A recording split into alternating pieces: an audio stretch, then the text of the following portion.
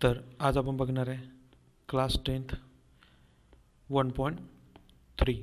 तर याआधी आपण क्वेश्चन बघितले. आज आपण याच्यात 1.2 मधले 1.3 मधले बघणार आहे. ठीक आहे. तर यात आपल्याला मेथड दिली आहे, ती दिली आहे डिटर्मिनंटची मेथड आहे आपल्याला. ठीक आहे. तर डिटर्मिनंट याला काय म्हणतो आपण, तर याला म्हणतो आपण वर्टिकल लाईन्स. ओके. नंतर याच्या आतमध्ये त्यांनी ए बी आणि सी डी असे आपल्याला दिलेले आहेत. तर आपण इथे समजा अज्युम करू नंबर इथे 2 3 4 5 आणि ह्या झाल्या त्याच्या वर्टिकल लाईन्स. ठीक आहे. तर हे झालं त्याचे रोज. ठीक आहे. हे झाले कॉलम. ओके. नंतर या जो पूर्ण लाईनला म्हणतात किंवा या दोन लाईनच्या आतमध्ये जे आहेत ए बी सी डी, याला काय म्हणतो आपण, याला म्हणतो आपण डिटर्मिनंट म्हणतो. ठीक आहे. या लाईनच्या आतमधले याला म्हणतो आपण डिटर्मिनंट. ओके. झालं. आता इथे आपल्याला काय सांगितलेलं आहे की आता हे आपण या फॉर्मॅटमध्ये लिहिलेलं आहे. आता यात कसं आपल्याला क्रॉस मल्टिप्लिकेशन करावं लागतं इझी मेथडने. ठीक आहे.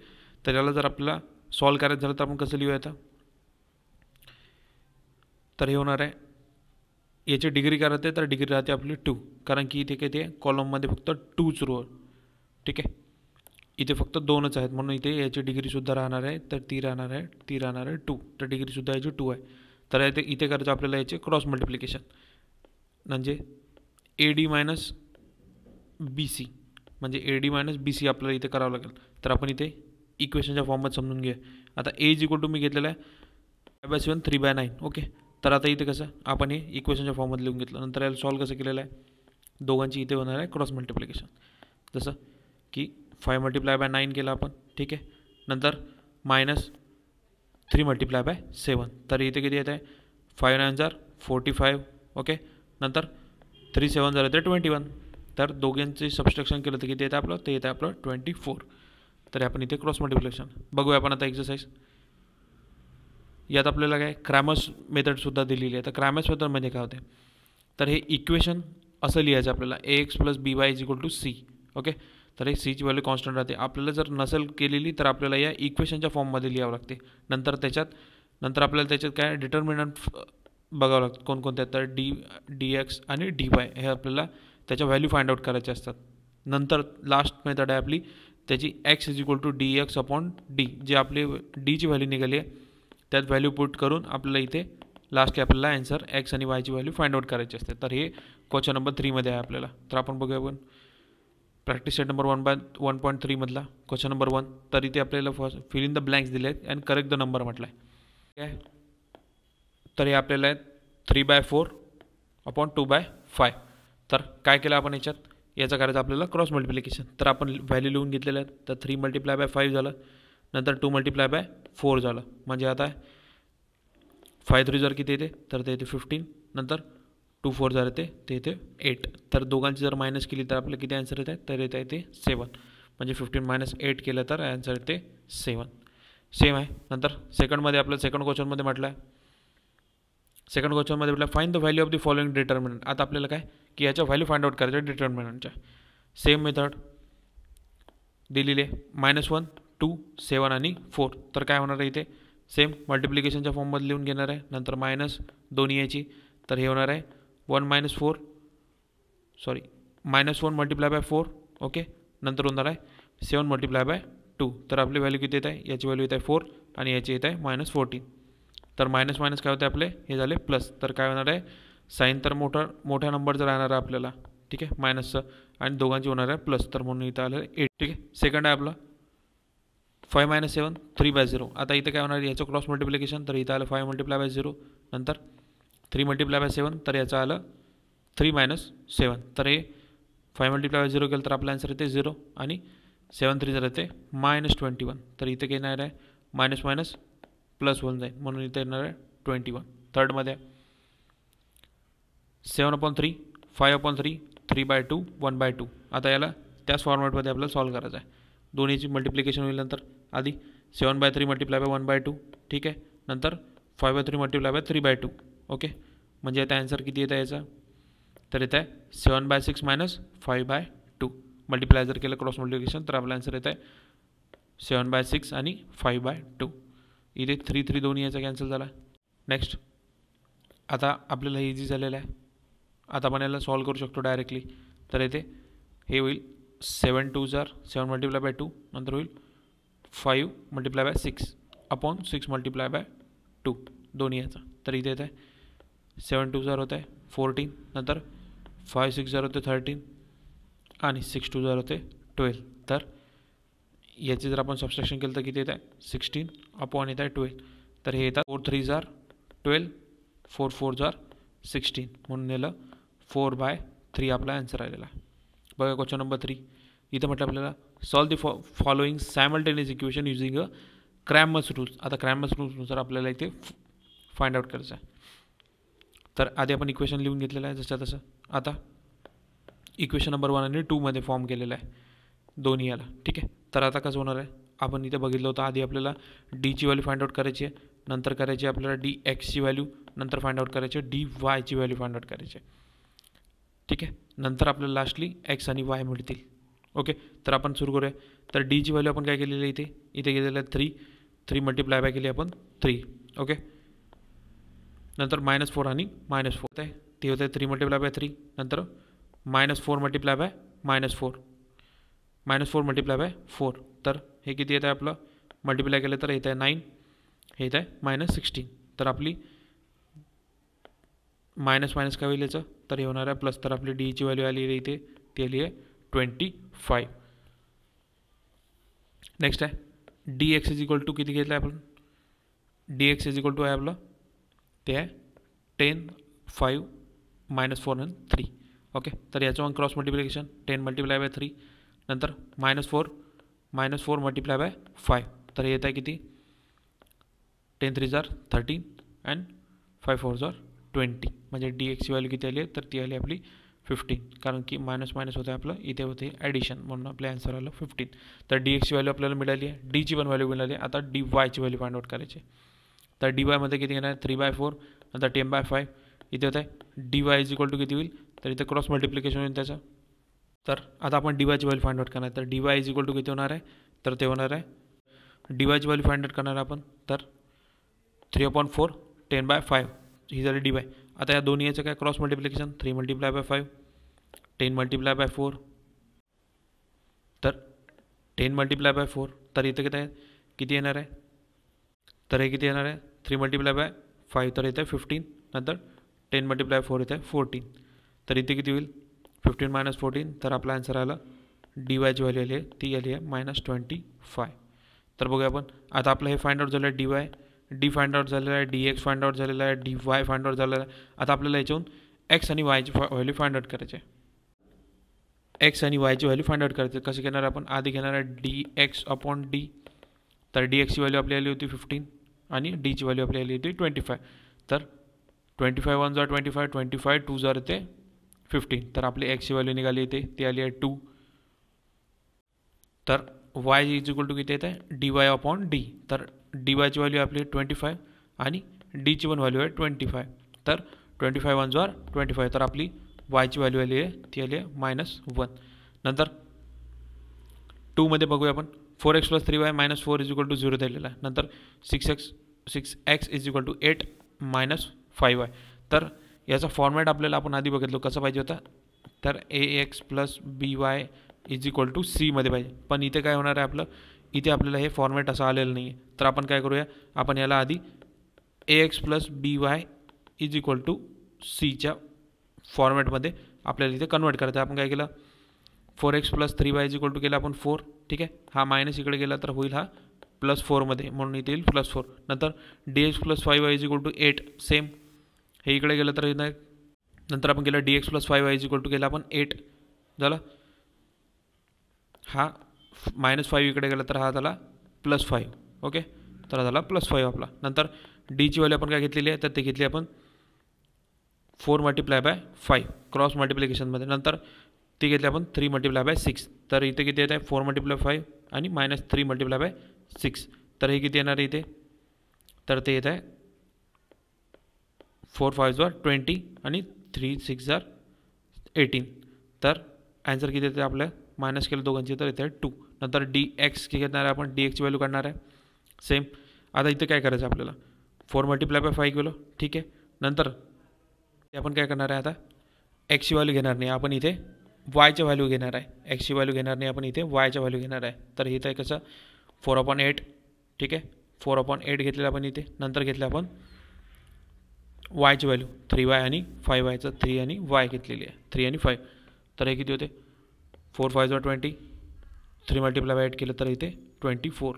दोघांची मायनस केली तर -4 आपला आन्सर येते. सेम जसं आपण dxमध्ये केलं तसं आपल्याला dy सुद्धा करायचं आहे. तर आपल्याला इथे आता एक्सची व्हॅल्यू घ्यावी लागते, वायची नाही. आधी आपण वायची घेतली होती, तर आता आपल्याला एक्सची व्हॅल्यू घ्यावं लागेल. तर आपण हे कसं करणार आहे, आता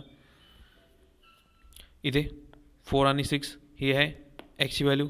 नंतर 4 आणि 8 इज इक्वल टू 4 आणि 8 घेतलेलं आहे. नंतर 4 मल्टिप्लाय बाय 8 याचा आन्सर येते 32. नंतर -4 मल्टिप्लाय बाय 6 तर येते 24. 32 - 24 केलं तर आपला आन्सर येत आहे 8. ओके, तर आता आपल्याला काय एक्सची इज इक्वल टू घेणार आहे dx/d. तर dxची व्हॅल्यू आपण निघाली होती, ती निघाली होती -4 आणि डीची व्हॅल्यू निघाली होती 2. तर 2 1 जार 2, 2 2 जार 4. तर इथे आपला आन्सर येत आहे -2. तसंच y is equal to dy ची व्हॅल्यू आपली किती निघालेली आहे, तसंच y इज इक्वल टू किती dy/d. तर dy ची व्हॅल्यू आपली किती निघाली, तर ती निघाली 8 आणि d ची व्हॅल्यू आपली 2. तर 2 1 जार 2, 2 1 जार 2 आणि 2 4 जार 8. तर इथे येईल 4. तर आपली x आणि y ची व्हॅल्यू किती निघाली, तर -y आणि -2. x आणि y ची व्हॅल्यू किती निघाली, -2 आणि ती निघाली 4. बघा नेक्स्ट 3 मध्ये काय म्हटलं आहे, x + 2y is equal to -1, 2x - 3y is equal to 12. तर d इज इक्वल टू काय करणार आपण, सेम इथे 1 एक्सची व्हॅल्यू आपण घेतली इथे 1, नंतर घेतली आपण 2 आणि हे घेतलं 2 - 3. तर क्रॉस मल्टिप्लिकेशन कसं होणार आहे, 1 मल्टिप्लाय बाय -3 नंतर -2 मल्टिप्लाय बाय 2. तर काय होणार आहे, तर -3 जसं तसं 2 2 जार 4 म्हणजे -4. तर मायनस काय होईल इथे, तर इथे होईल प्लस, म्हणून येईल +7 आले. म्हणजे आपली डीची व्हॅल्यू आली आहे, ती आली आहे 7. नंतर dxची व्हॅल्यू फाइंड आउट करायची आहे. सेम इथे घेतलं आपण -1. ओके, नंतर घेतलं आपण 12. नंतर इथे आपण आता काय घेणार आहे, इथे एक्सची व्हॅल्यू फाइंड आउट करायची आपल्याला, म्हणून आपण घेतलेली आहे वायच्या व्हॅल्यूज. तर घेतल्या आपण 2 आणि 3. म्हणजे आता त्याचं क्रॉस मल्टिप्लिकेशन करायचं आहे. -1 आणि -3 किती येते, तर इथे 3. मायनस कट झाला तो होईल इथे +3. नंतर 2 मल्टिप्लाय बाय 12 केलं तर किती येते, 12 2 जार 24. जर मायनस केलं 3 - 24 केलं तर आपला आन्सर येत आहे -21. ओके, सेम dy ची व्हॅल्यू फाइंड आउट करायची आहे, तर आपल्याला एक्सची व्हॅल्यू घ्यावी लागेल. नंतर काय होईल, आता इथे एक्सची व्हॅल्यू आपली किती आहे, तर इथे 1 आहे, म्हणून आपण घेतला 1.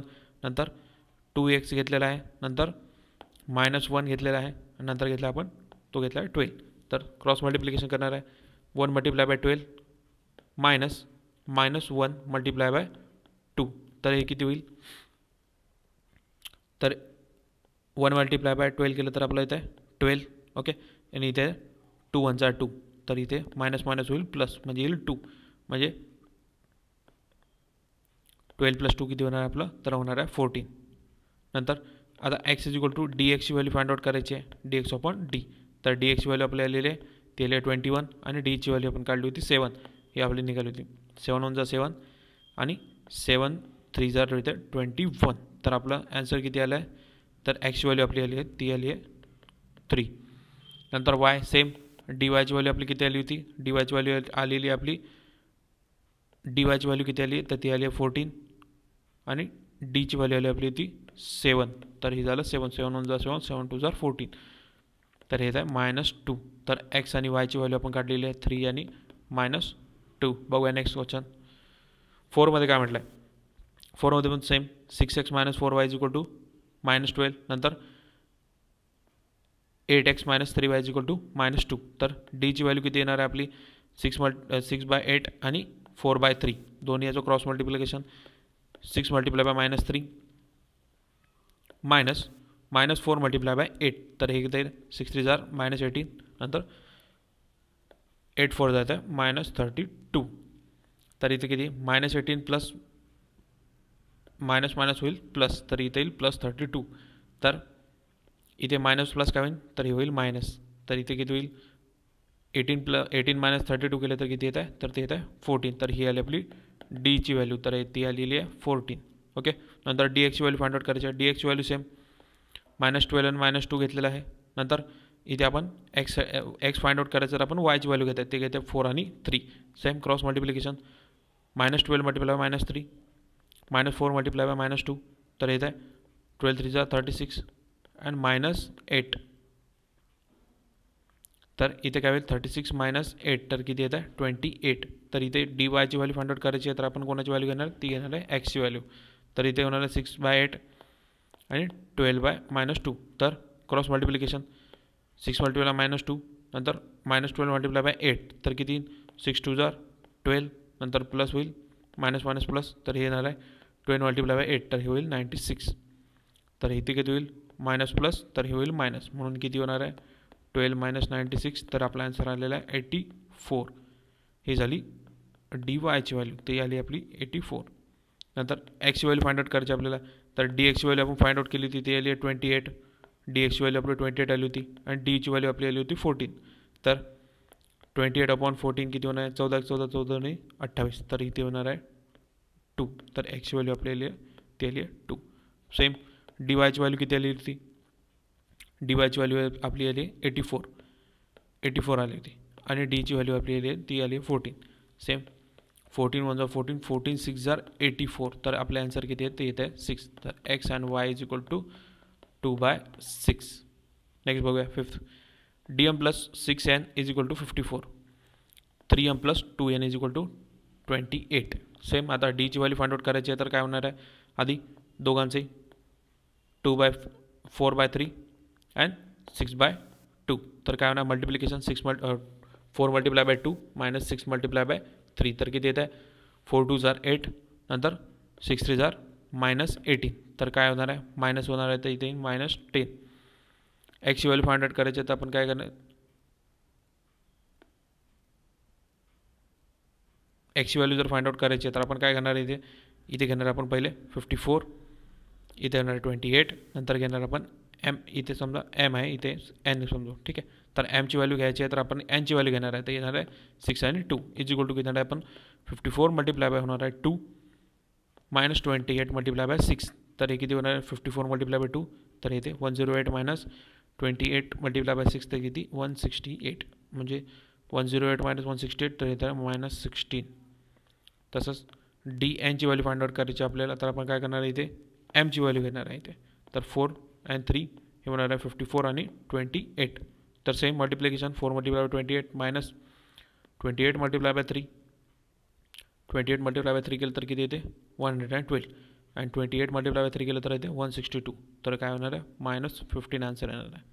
सेम आता आपला फॉर्म्युला यूज करायचा इथे तर इथे dx अपॉन डी तर आपण डीची व्हॅल्यू फाइंड आउट केली ती आली आहे -10 आणि dxची व्हॅल्यू आली आहे ती आली आहे 16 तर किती 10 1 जा 10 10 6 जा 16 तर आपली आली आहे 16 ती आली आपली 6. नंतर dy अपॉन डी सेम 15/10 तर इथे 10 1 जा 10 10 5 जा ते येईल 15 तर म्हणजे m इज इक्वल टू किती येणार आहे आपली तरी येणार आहे 6 आणि n इज इक्वल टू येणार आहे ती येणार आहे 5.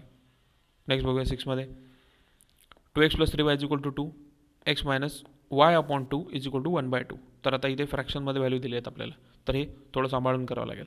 तर d इज इक्वल टू किती होणार आहे d इज इक्वल टू 2 आणि हे झालं 1x होणार आहे नंतर 3 मल्टिप्लाय बाय 1/-2 ओके. तर हे कसं होईल आता cross multiplication 2 multiply by 1/2 minus 3 multiply by 1 तर हे कसं होणार आहे इथे 2 2 कॅन्सल म्हणजे इथे येईल 1 मायनस इथे 3 1 जा 3 म्हणजे येईल इथे 3 तर आपला किती आलेला आहे तो आला आहे -4. नेक्स्ट डी एक्सची व्हॅल्यू कसं फाइंड आउट करणार आहे इथे घेणार आहे आपण 2 आणि हा घेणार आपण 1/2. एक्सची व्हॅल्यू घ्यायची तर आपण वायची व्हॅल्यू घेतो ठीक आहे.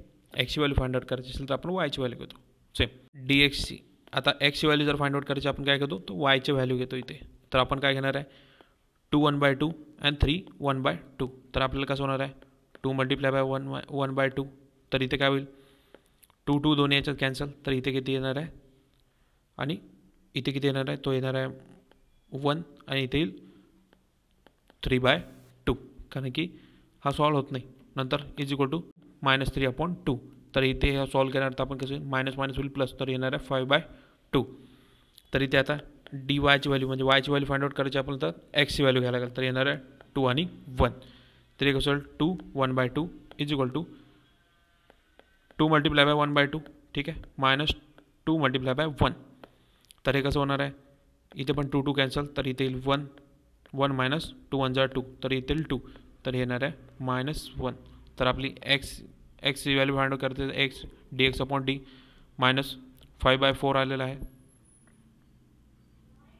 नंतर -4/1 इज इक्वल टू किती, -5/2 multiply by 1/4 is equal to किती आलं आपलं 5/8 आलेलं आहे. नंतर वायची value dy is equal to किती -1 आणि डीची व्हॅल्यू आपल्या -4, तर किती येईल 1/4. तर एक्स अँड वायची व्हॅल्यू किती आली, ती आली आहे 5/8 अँड 1/4 आलेली आहे.